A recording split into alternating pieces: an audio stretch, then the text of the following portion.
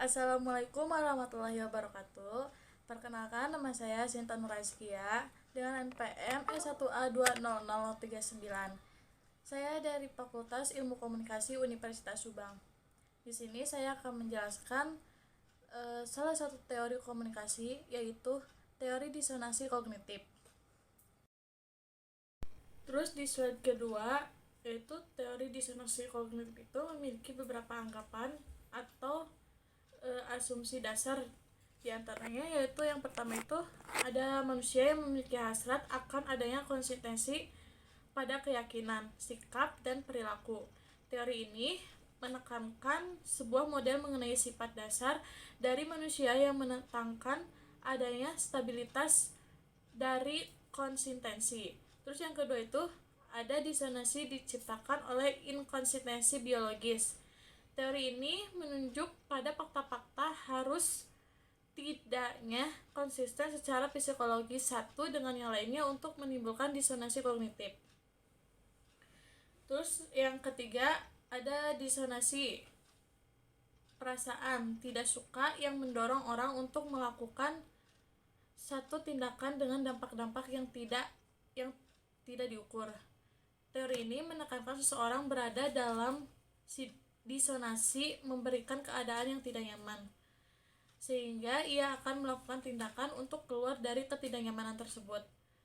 Terus yang keempat itu ada disonansi akan mendorong usaha untuk memperoleh konsonansi dan usaha mengurangi disonansi.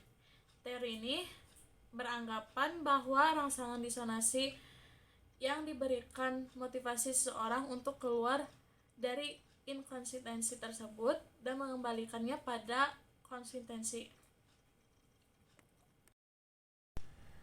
Contoh dari teori disonansi kognitif itu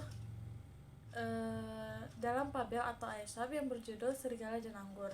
Jadi dikisahkan ada seekor serigala yang lewat di dekat sebuah pohon anggur dan serigala tersebut merasa lapar dan tergiur akan anggur tersebut. Namun karena ia tidak sanggup untuk mengambilnya, ia pergi dan kecewa. Dan sehingga dia beranggapan bahwa anggur itu. Terus di slide ketiga itu ada tingkatan disonansi. Yang pertama, tingkat kepentingan, di mana semakin tidak penting suatu hal lagi bagi kita, maka tingkat disonansi yang dirasakan semakin sedikit. Terus yang kedua itu ada rasio disonansi. Jadi rasio disonansi itu apabila jumlah yang disonan lebih besar daripada jumlah kognisi yang konsonan, maka rasionya akan menghasilkan hasil yang negatif. Terus ada rasionalitasi. Jadi rasionalitasi itu semakin banyak alasan yang dimiliki untuk menjelaskan, maka inkonsistensi yang terjadi itu akan semakin sedikit tingkat disonansi yang dirasakannya. Terus di slide keempat itu ada mengatasi disonansi. Jadi ada banyak cara untuk mengatasi disonansi kognitif ini, namun ada cara yang paling efektif untuk ditempuh, yaitu yang pertama itu untuk mengurangi pentingnya keyakinan disonan kita. Terus yang kedua itu menambah keyakinan yang konsonan. Yang ketiga, menghapus disonansi yang dengan cara mengubah persepsi atau rasionalisasi. Terus di slide selanjutnya itu ada kritik terhadap teori ini. Yang pertama, teori ini dinilai kurang memiliki kegunaan karena teori ini tidak menjelaskan secara menyeluruh kapan dan bagaimana seseorang akan mencoba untuk mengurangi disonansi.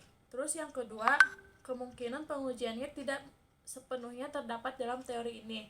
Kemungkinan pengujiannya berarti kemampuan untuk membuktikan apakah teori tersebut benar atau salah. Nah, kesimpulan dari penjelasan ini yaitu bahwa teori kognitif itu dengan perilaku konsumtif yang merajuk pada suatu fakta-fakta harus tidak konsisten secara psikologis satu dengan yang lainnya untuk menyimpulkan disonansi. Jadi istilah disonansi kognitif itu diperkenalkan sebagai teori pertama kali oleh ahli yang bernama Leon Festinger. Mungkin penjelasan dari saya cukup sekian. Bila ada kekurangan atau kesalahan atau kurang jelas gitu, mohon dimaafkan. Wabillahi taufiq wal hidayah. Assalamualaikum warahmatullahi wabarakatuh. Terima kasih.